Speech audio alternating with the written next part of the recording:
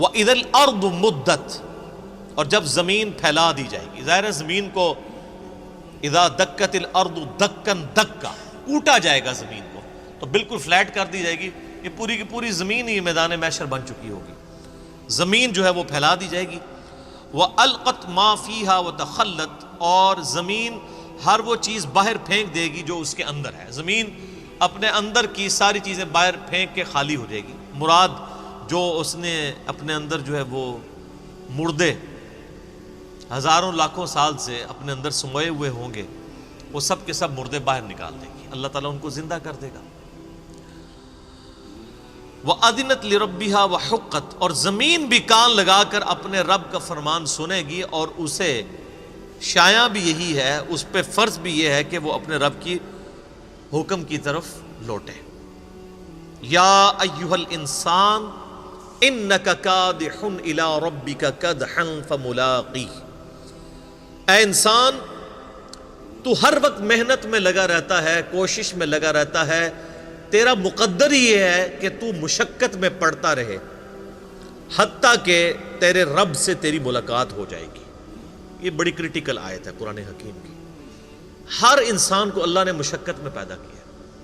کسی کی مشقت یہ ہے کہ اس نے پورا دن مزدوری کرنی ہے، اور مزدوری کی فارم بھی ڈیفرنٹس ہے.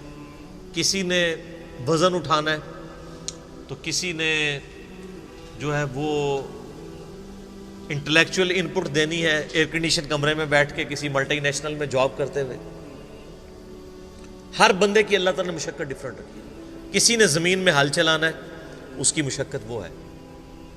ہر انسان کو اللہ نے مشقت میں پیدا کیا ہے، کیونکہ انسان کے ساتھ اللہ تعالیٰ نے پیٹ لگا دیا ہے جو اس کی یعنی بنیادی ضرورت ہے. اس پیٹ کو فلفل کرنے کے لیے اسے اپنی زندگی مشقت میں کاٹنی پڑتی ہے، اور یہ ایک ایسی مشقت ہے جس سے دنیا میں ہر جاندار کو گزرنا پڑتا ہے. جانور بھی اس ساری چیز سے گزرتے ہیں، لیکن انسان اور جانور میں فرق ہے. جانور یہ سب کچھ اپنی انسٹنکٹ اور جبلت کے اوپر کر رہا ہوتا ہے، اور انسان کو اللہ نے عقل کا انسٹرومنٹ دیا ہے. انسان جو ہے وہ عقل کے ذریعے حق اور باطل میں تمیز کر سکتا ہے. بکری کا پیٹ بھرا ہو، اس کے باوجود اگر اس کو آپ کسی ایسی جگہ لے جائیں جہاں پہ تازہ گھاس ہو، تو وہ ایک دو دفعہ منہ ضرور مارے گی اپنی جبلت کی وجہ سے. لیکن انسان کے پاس عقل کی یہ دولت ہے کہ انسان خالی پیٹ بھی ہو اور اس کے سامنے حرام آ جائے اور وہ خوف خدا رکھنے والا ہو، تو اپنا ہاتھ روک لے گا، صبر کر لے گا، حتیٰ کہ زندگی موت کی کشمکش بن جائے وہ الگ بات. اور بعض کا دنیاوی طور پہ بھی لوگ اتنا غصہ کھا جاتے ہیں کہ کسی مجلس میں گئے ہوئے ہیں، کسی شادی کو اٹینڈ کرنے کے لیے گئے ہیں، اور وہاں پہ صبح کا ناشتہ بھی نہیں کیا ہوا کہ آج جا کے ولیمہ کھائیں گے، اور وہاں پہ کسی کے ساتھ منہ ماری ہو جاتی ہے، تو چاہے بھوکا بھی ہو تو وہ روٹی کھا کے چھوڑ کے جو ہے وہ اٹھ جاتا ہے کہ میں نے روٹی نہیں کھانی. یہ انسان کو جو اللہ نے عقل کے ذریعے یہ استطاعت دی ہے کہ اس پہ اس کی جبلت غالب نہیں آتی، یہ سب سے بڑی دولت ہے انسان کے پاس. یہ اسی لیے دی ہے کہ تاکہ انسان گیون سرکمسٹانسز میں بھی خدا کے خلاف، اللہ کے خلاف بغاوت نہ کرے اپنی عقل کو استعمال کر کے. جنید بغدادی کا ایک قول بڑا مشہور ہے. وہ کہتے ہیں کہ جو حواس ہیں ان کی تکمیل عقل سے ہوتی ہے. یعنی حواس خمسہ جو اللہ نے انسان کو دیے ہیں، جبلت ہے، شہوات اٹیچ کی ہوئی ہیں، اس کی تکمیل جو ہے وہ عقل سے ہوتی ہے. یعنی انسان عقل کو استعمال کر کے ان چیزوں کو، اپنی ان ساری نعمتوں کو اللہ تعالیٰ کی نافرمانی سے بچا کے اس کی اطاعت میں لگاتا ہے. اور عقل کی تکمیل وحی سے ہوتی ہے. عقل بھی کہیں نہ کہیں ٹھوکر کھا جاتی ہے، اس کی تکمیل پھر وحی الہی سے ہوتی ہے جو اللہ تعالیٰ اپنے پیغمبروں کے ذریعے اپنے بندوں تک پہنچاتا ہے. اسی لیے ہم کہتے ہیں جب وحی کا حکم آ جائے پھر ہم عقل کو سائڈ پہ کر دیتے ہیں، پھر ہم وحی کی پیروی کرتے ہیں. سیدنا علی بن ابی طالب کا قول بڑا مشہور ہے، سنن ابی داؤد کے اندر موجود ہے اور کتابوں کے اندر صحیح سند کے ساتھ. وہ کہتے ہیں کہ اگر دین کو میں صرف عقل کی بنیاد پہ فالو کر رہا ہوتا تو موزوں پر جو مسا ہے یہ تلوے کی طرف ہونا چاہیے تھا، کیونکہ عموماً تلوے گندے ہوتے ہیں، مٹی تو نیچے زیادہ لگتی ہے نا چلتے ہوئے، لیکن وہ کہتے ہیں سنت یہ ہے کہ آپ نے موزوں کے اوپر مسا جو ہے وہ اوپر والی سائڈ کے اوپر کرنا ہے، تو ہم پھر شریعت کو فالو کرتے ہیں۔ تو عقل کی تکمیل وہی الہی سے ہوتی ہے۔ تو ہر جاندار مشقت میں، آپ دیکھیں چڑیا بھی صبح سویرے نکلتی ہیں اور شام کو پیٹ بھر کے خود بخود نہیں بھرتا، ان کو ایفرٹ پٹ کرنی پڑتی، انسان کو بھی ایفرٹ پٹ کرنی پڑتی۔ تو اللہ تعالیٰ ہمارا اے انسان میں نے تیرا مقدر کیا ہے کہ تو نے مشقت میں رہنا ہے، حتیٰ کہ تو اپنے رب کے پاس آ جائے۔ یہی اکثر کہتے ہیں کہ دنیا کے کام تو نہیں ختم ہونے، لوگ کہتے ہیں جناب وہ درس میں نہیں ہے، وہ فارغ نہیں تھے، یعنی یہ فارغ بندوں کا کام ہے۔ بھئی اسی ٹائم میں سے ٹائم نکالنا ہے نا اللہ کے لیے، گیون سرکمسٹانسز میں۔ انسان کو تو پیدا ہی مشقت میں کیا گیا ہے، اسی مشقت میں سے آپ نے اپنے آپ کو فری کرنا ہے۔ اور جن معاملات میں ہم سیریس ہوتے ہیں کر رہے ہوتے ہیں، ہر ویکینڈز پہ آئے دن شادیاں آتی ہیں، لوگ اٹینڈ کرتے ہیں، جب اسی ویکینڈ پہ درس آ جائے تو کہتے ہیں وہ مجبوری ہے جی، ایک ہی چھٹی ہوتی ہے یا 2 ہی چھٹیاں ہوتی ہیں ہفتے میں، تو وہ فیملی کو بھی ٹائم دینا ہوتا ہے۔ شادی آ جائے تو فیملی بھول جاتی ہے، پھر یا کوئی اور فنکشن آ جائے تو سب کچھ لوگ بھول جاتے ہیں۔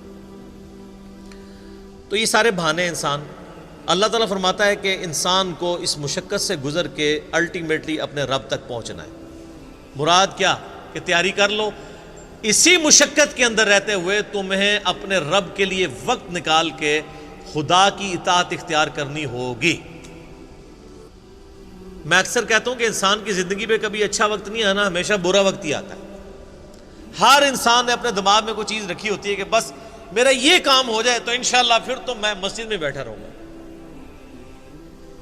میں تو پھر وقف ہو جاؤں گا دین کے لیے۔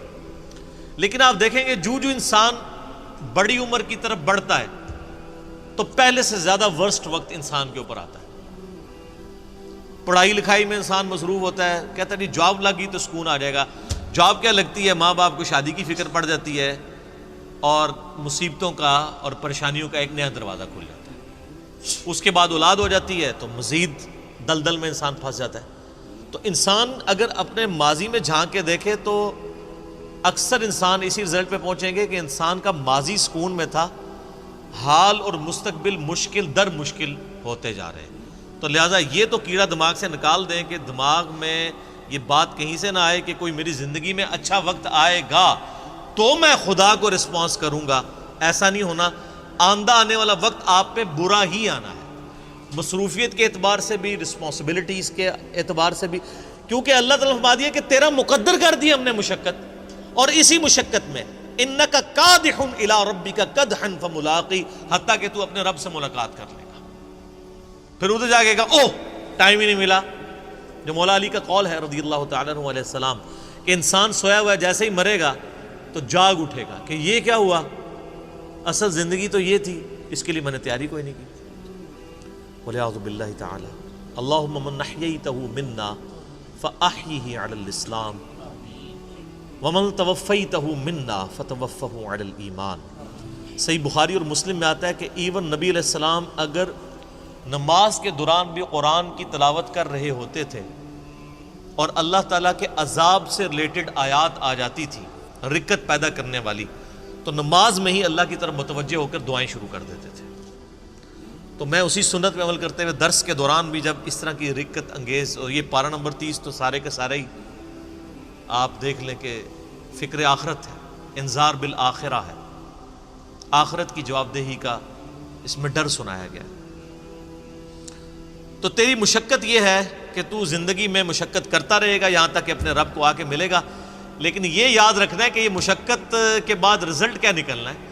اگر اسی مشقت کے ساتھ ساتھ رب کو رسپانس کیا ہوا تو کچھ اور رزلٹ نکلے گا قیامت والے دن، اور اگر خدا کی نافرمانی کی، یہ بہانہ بنا کے کہ جی رزق حلال کمانا بھی تو عبادت ہے، اس عبادت کی وجہ سے باقی سارے فرائض چھوڑ دیے، تو چمڑی تو اتر جانی ہے۔ اللہ نے تو ٹوٹل پیکج لینا ہے نا آپ سے۔ یہ تو نہیں ہے کہ انسان جو ہے وہ رزق حلال کی تلاش کے اندر اللہ تعالیٰ کے حکم عدولی کر دے باقی معاملات کی، ایسا نہیں ہے۔ ہر معاملے میں اللہ تعالیٰ کو رسپانس کرنا ہے۔